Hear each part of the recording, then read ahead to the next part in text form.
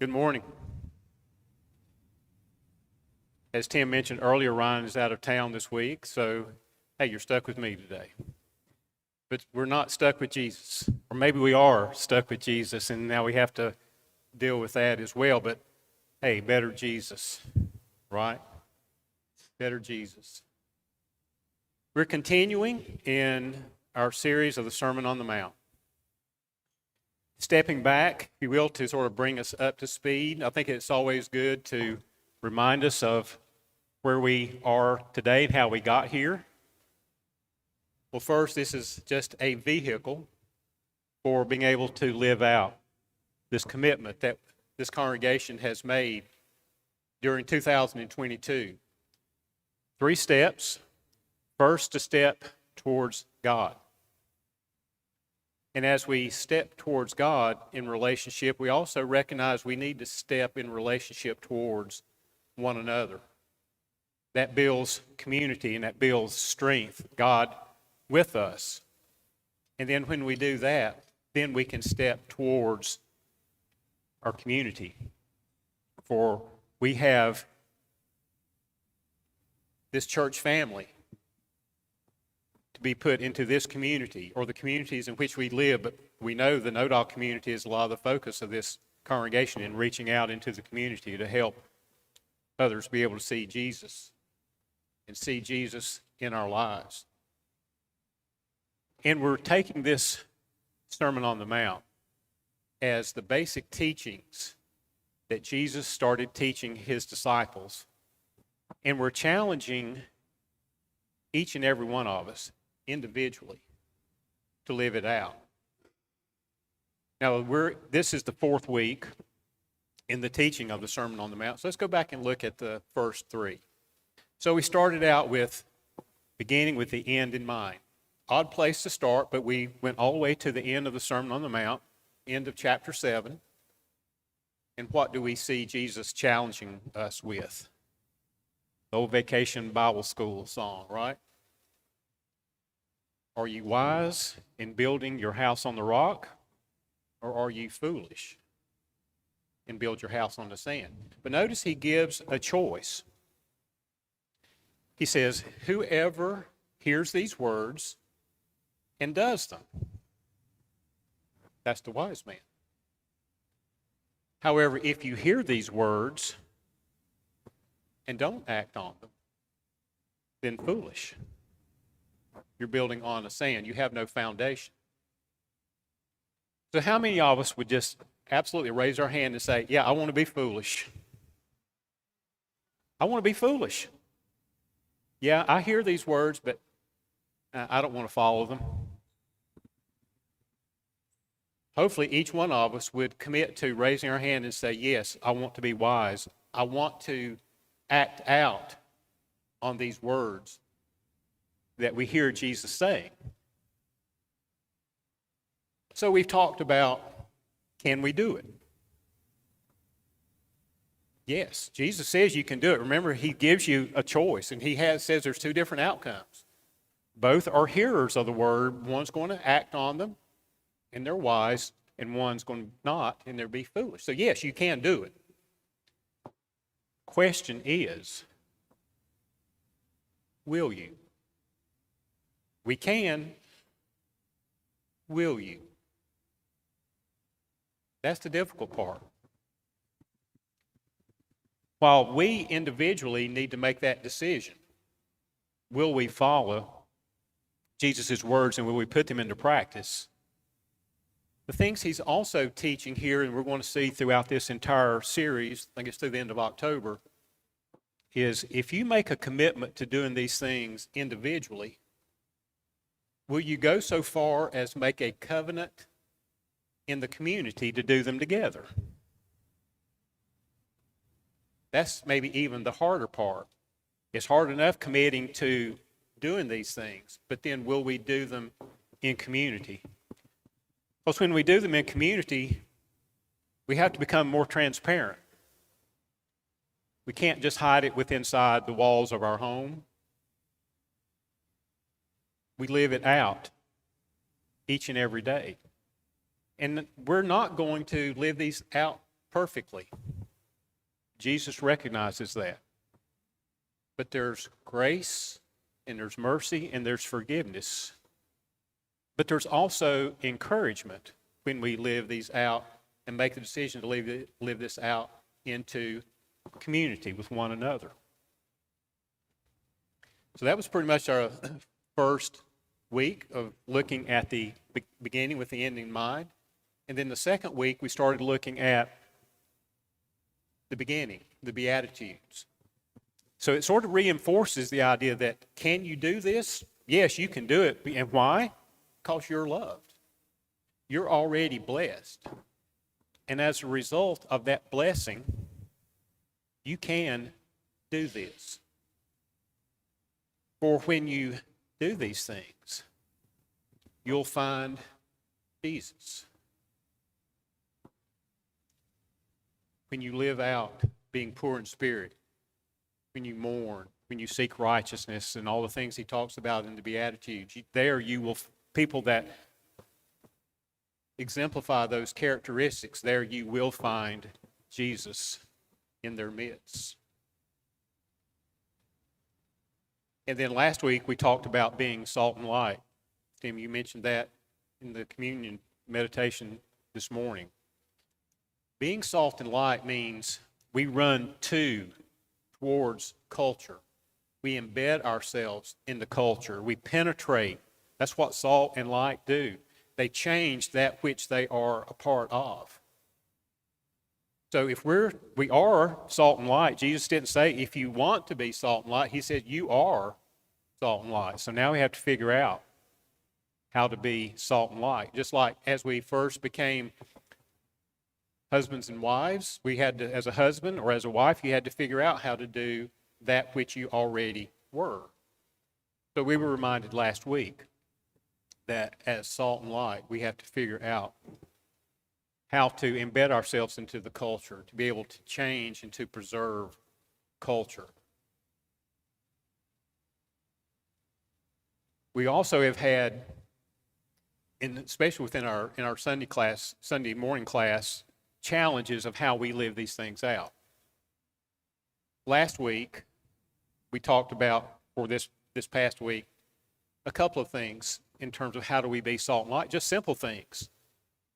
Serve a meal to someone. Show that you are a servant. Show that you're taking on that attitude that Christ Jesus exemplified, and we see it in Philippians 2, and we're repeating that each and every Sunday morning. Taking on the role of a servant, making ourselves nothing, and elevating others to be more important than ourselves. And not only serving a meal, but one of the things that we also talked about as a challenge of being salt and light is wearing a cross. I don't know how many of you may be looking at the videos of Living Jesus that Randy Harris is doing. It's available to us online. But do you notice one of the things about Randy? He's wearing a wooden cross. He's done that for as long as I've known him. But I think he's also been living out the Sermon on the Mount and teaching his students year in, year out how to live it out. So he is definitely convicted by it. And he lives it out. And one of the ways he does it is wearing a cross. Would you take on that challenge by being salt and light as one way of doing so, wearing a cross that's visible on the outside? Well, I'm afraid of what that might cause. Wow, Christians really have such a stigma right now. I don't want to be associated with that stigma. Maybe that's what you're saying. Or, hey, that's just too controversial. Whatever the reasons are, it is a challenge if you take that challenge on of being salt and light. It's just an example of one way of how we can be salt and light. So that brings us to today, the challenge of what it means to deal with the law, the fulfillment of the law.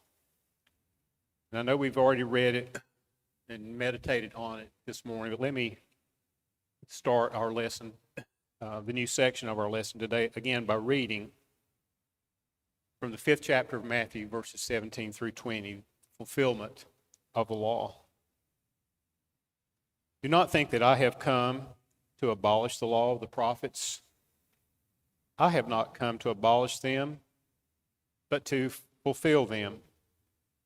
I tell you the truth, until heaven and earth disappear, not the smallest letter, not the least stroke of a pen will by any means disappear from the law until everything is accomplished. Anyone who breaks one of the least of these commandments and teaches others to do the same will be called least in the kingdom of heaven. But whoever practices and teaches these commandments will be called great in the kingdom of heaven. For I tell you that unless your righteousness surpasses that of the Pharisees and the teachers of the law, you will certainly not enter the kingdom of heaven. I think what Jesus is saying here is that your life has to be better. It has to be better than the righteousness that was projected like people of the Pharisees in his day and time. What about today? What are today's examples? Do we have a bunch of rule followers that try to hold us in line to think that living out the kingdom gospel means you've got to have everything right?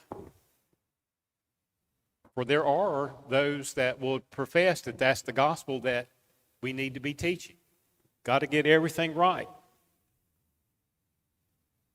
But then maybe we've swung to the other side of the pendulum.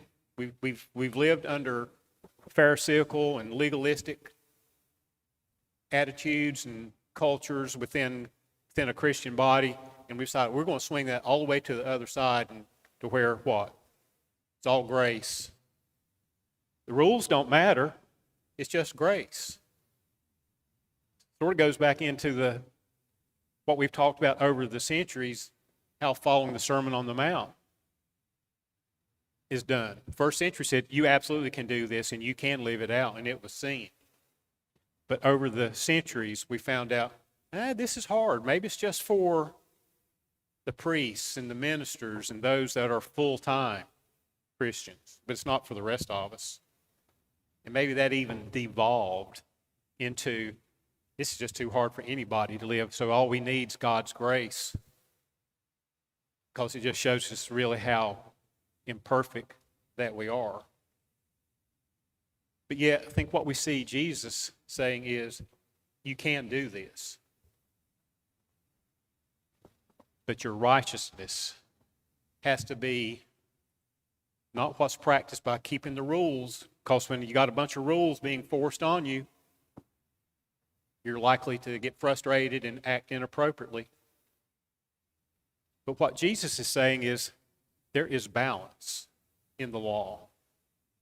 There is grace and there is truth.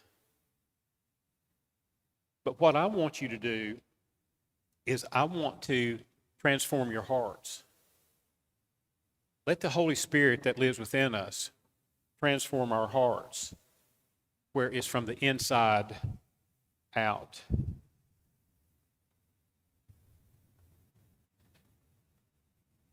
I may have more questions for us today than I have things to really offer you as nuggets to help you live out that sermon.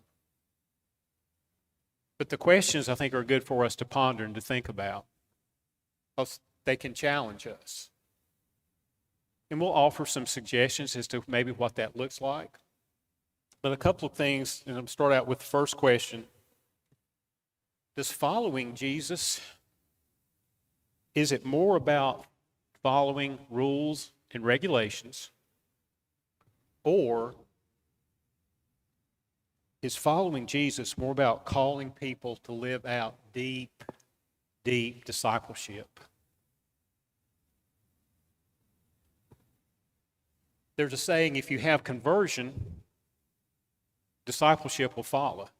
In other words, you can't have conversion and no discipleship. Jesus calls us. He calls his disciples. Remember, in Matthew chapter 4, as Jesus is calling his disciples, we see Matthew record this in verse 19 of chapter 4. And it's what I think is the simple, easy definition of what it means to be a disciple. So Jesus says, follow me, and I will make you fishers of men. 3 things there. It means to be a disciple. One who follows Jesus, one who is being transformed by Jesus. Remember, he says, I will make you. And then the third is we are on mission with Jesus, fishers of men. So we follow Jesus, we are transformed by Jesus to be on mission for Jesus. And I believe that's what he is telling us that the law actually will do for us. Because when we have that deep understanding of what it meant to follow the law, you see the heart of God. So other questions here for us to ponder. Rule keeping. Looking at laws. Are they restrictive? I think we'd say, yeah, rules are restrictive. They have a specific purpose, but maybe for a good purpose, not for bad. They're there for a healthy means. Think about if you've ever driven in a really terrible snowstorm, a blizzard, where you really couldn't even see the road.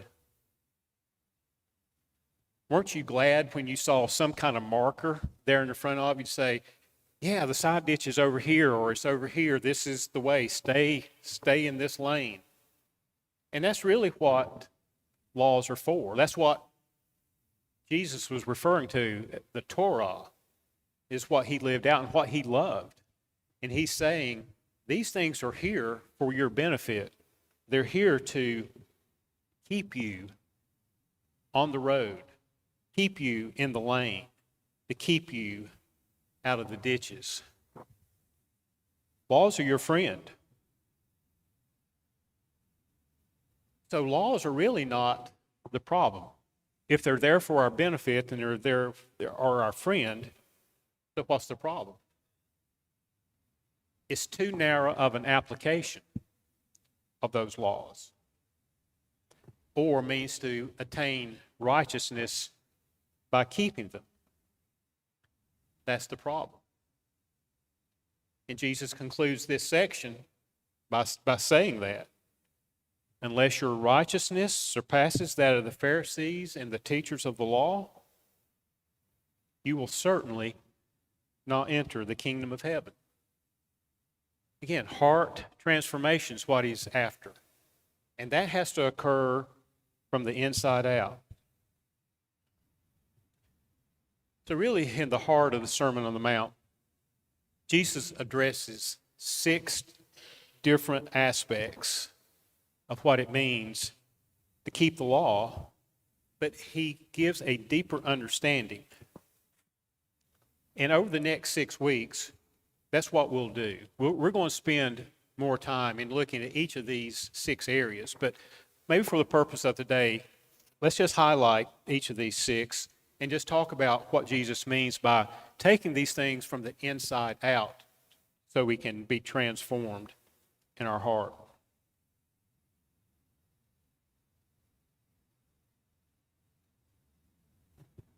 As he goes through the fulfillment of the law and trying to get us to have a better understanding of what it means to live it out, he's pitting the intent of the law versus the way the Pharisees lived it out. Pharisees and the teachers of the law, that was the problem, the way it was being lived out in the front of them, which was never the intent of what fulfilling of the law really means. So let's look at a couple of these, each of these 6, and just do a compare and contrast. And he starts each of these, and he breaks up the section, but he said, you have heard it said. So as clear as he goes through these, we're shifting from one thing to another when you hear, you have heard it said. In other words, you've seen these things practiced out in the front of you. You've heard it said, you shouldn't murder. Anybody murdered anybody lately? Okay. Good for you. Well, let's go deeper. Let's go inside. What about your anger? You ever been mad at something that happened and you find yourself just maybe visually wanting to just really hurt someone? Maybe to the point of chopping off their head? To be honest with you, yeah. How you doing with your anger? What about adultery? You've heard it said you shouldn't commit adultery. Let me ask you about the deeper matters of the heart. What about lust? Do you objectify a member of the opposite sex as a result? Which is worse? What springs forth from the heart can be acted out on if it's not tamed. You've heard it said you shouldn't divorce someone unless you get all the paperwork right. And that's literally all the Pharisees eventually taught. Hey, just get the paperwork right and you get rid of that woman. Did she burn the beans? Yeah, just get the paperwork right and send her packing on her way. But Jesus said, no, I want you to think about deep, deep faithfulness. Because think about it. Could God write up some paper on us and send us packing because we didn't get it right? Maybe he would be justified in doing so, but we also recognize that God is deeply faithful to his promises that everyone should come to know him and to have a repentant heart. You've heard it said that you shouldn't make oaths. But what I'm more interested in is, why do you need to even make one at all? What about just deep integrity? So deep that you don't need to swear on anything. Just let your yes be yes and your no be no. Integrity is a lot more important than anything that you could ever swear to try to make your words more meaningful. You've heard it said, an eye for an eye and a tooth for a tooth. In other words, let the punishment fit the crime. But what does Jesus say? Don't even go there. Now, how hard is that? Don't we want justice if we've been harmed? Jesus says the deeper part of that, don't even go there. Who's the better to take care of retribution, us or God? Let God deal with it. Turn it over to him. You absolutely be guaranteed of getting the right answer and the right result when we do that. You've heard it said, love your neighbors but hate your enemies. But I say to you, love your enemies and pray for those that persecute you. How many of us in that anger stop to think, I need to be praying for these people? Transformation from the inside out. I don't know if you had a chance to see the Facebook post this week on the NODA Facebook but it was a little banner that came up, and it had this quote, and I think this is very appropriate.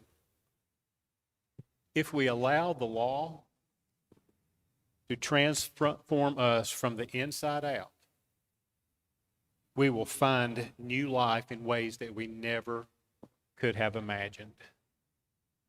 If we allow God's law to transform our hearts from the inside out, this will be a new experience. It'll be a new journey and an outcome that you haven't even begun to experience yet.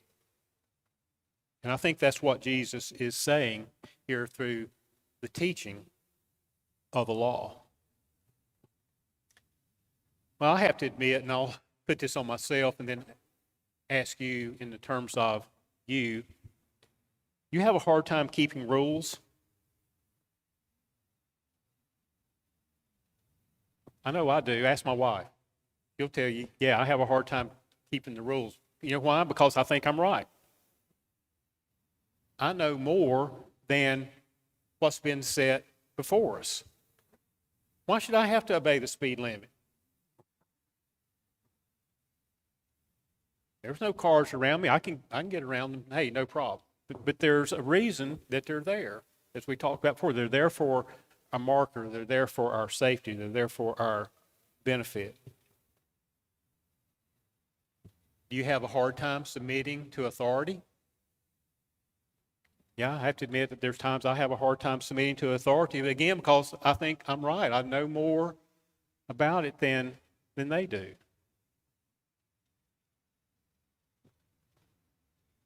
But really, when the rubber meets the road, it comes down to this. Do we believe that Jesus is the one that can properly order our lives? Do we think that Jesus is the one that can properly order our lives? Or do we think we actually know better? So are we having this conversation with Jesus to say, hey, Jesus, my wisdom is actually better than yours? Would anybody really say that? I think when it comes down to that type of an expression, I think we would recognize, no. Jesus is the perfect arbiter of the law and what it means to transform our hearts from the inside out. He knows better. His wisdom is far above any wisdom than we can ever imagine. But yet his wisdom is available for us. If we ask, he will give it to us. So let's go back to the beginning. And I'll wrap this up today by concluding with this. He who hears these words of mine and puts them into practice is like a wise man who built his house on the rock. Rains came, the floods came up, and the house stood firm. Why? Because there's a solid foundation there, and it's built on the Lord Jesus Christ. Or are you hearing these words and you're not putting them into practice? You want to be foolish and build your house on the sand? When troubles come, when the rains come, the floods come up, what's going to happen? There's no foundation there.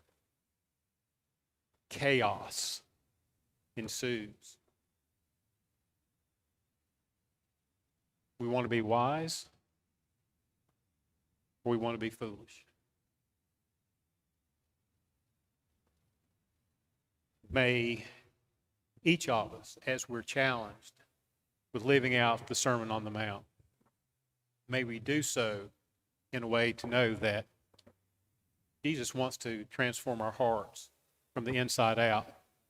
And he wants us to do this together, so we are encouraged by one another.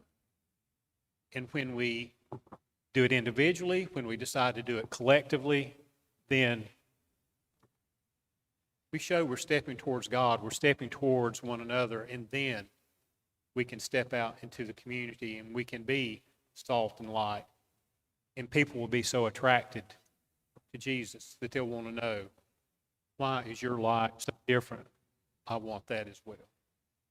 So that's our encouragement to this body as we consider what it means to live like Jesus.